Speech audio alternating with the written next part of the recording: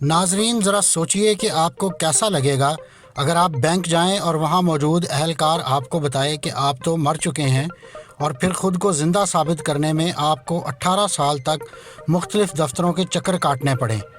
आज की वीडियो में हम आपको हिंदुस्तान में पेश आने वाले इस दिलचस्प वाक़े की तफसीलात बताएंगे। अगर आप मुख्तलिफ़ साइंसी, तारीख़ी और इल्मी मौज़ूआत पर सोचते हैं और मज़ीद जानने का तजस्सुस रखते हैं तो सब्सक्राइब कीजिए हमारा चैनल और बेल आइकन दबाइए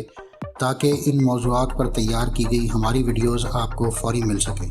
नाजरीन, ये हैरत अंगेज़ वाक़या हिंदुस्तान के सूबा उत्तर प्रदेश के ज़िला आज़मगढ़ के एक रिहायशी लाल बिहारी के साथ पेश आया। पेशे के लिहाज से किसान लाल बिहारी को आमदन बढ़ाने के लिए घर में कपड़ा बनाने वाली एक लूम लगाने का ख्याल आया, जिसके लिए कर्ज हासिल करने वो बैंक गया तो उसे पता चला कि सरकारी रिकॉर्ड के मुताबिक तो वो मर चुका है।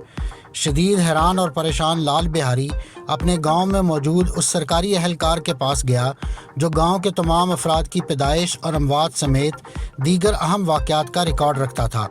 वहां जाकर उसे पता चला कि दर हकीकत ये सारा खेल उसकी ज़मीन हथियाने के लिए रचाया गया है और उसे मुर्दा करार देकर उसकी ज़मीन उसके कज़न के नाम मुंतकिल कर दी गई है। हैरान कुन तौर पर मुतलका सरकारी अहलकार उसे ज़िंदा सामने खड़ा देखकर भी रिकॉर्ड दुरुस्त करने पर राज़ी ना हुआ।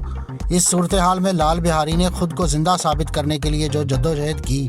वो अगले 18 साल तक जारी रही और इस कोशिश में उसने बहुत सी दिलचस्प हरकतें की,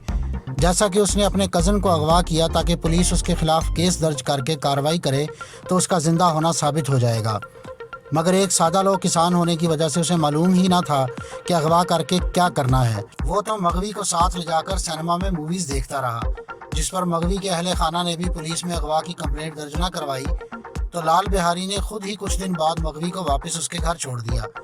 फिर उसने एक पुलिस वाले को भी अपने खिलाफ झूठा मुकदमा दर्ज करवाने के लिए रिश्वत दी, मगर इस पुलिस अहलकार को जब उसका असल मंसूबा समझ आया तो उसने भी रिश्वत वापस कर दी। इस पर लाल बिहारी ने सोचा कि चलो सरकार अगर उसे मुर्गा समझती है तो क्यों ना इससे फ़ायदा उठाया जाए, और उसने अपनी बीवी या बेवा के लिए हुकूमत से पेंशन का मुतालबा कर दिया।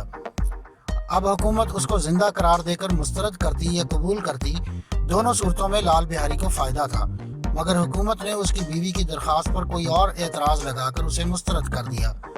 लाल बिहारी को जब यहाँ भी अपना मकसद हासिल होता नज़र ना आया तो उसने फ़ैसला किया कि वो पार्लियामेंट के सामने मुजाहरा करेगा, मगर ये पता चलने पर कि पार्लियामेंट में सवाल जवाब के सेशन में पहले ही उसके मसले पर चर्चा की जा चुकी है, उसने पार्लियामेंट के अंदर एहतजाज का फ़ैसला किया।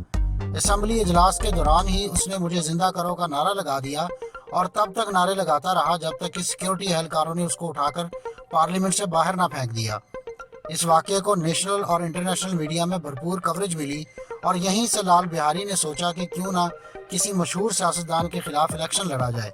और इसी सोच को पूरा करने के लिए लाल बिहारी ने अपनी रही सही जायदाद भी बेच दी और राजीव गांधी और फिर वीपी सिंह के ख़िलाफ़ इलेक्शन लड़ा और अपना पैगाम हुकूमती इदारों तक पहुँचाने के अपने मकसद में कामयाब रहे।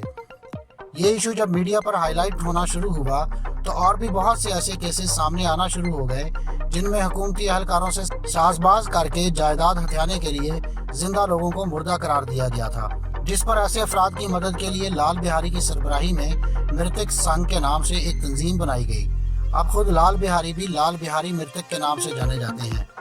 आखिरकार उनकी जद्दोजहद रंग लाई और 1994 में मुतल्लिका तहसीलदार ने उन्हें जिंदा करार दिया और इस पूरे मामले की इंक्वायरी के अहकामात जारी किए।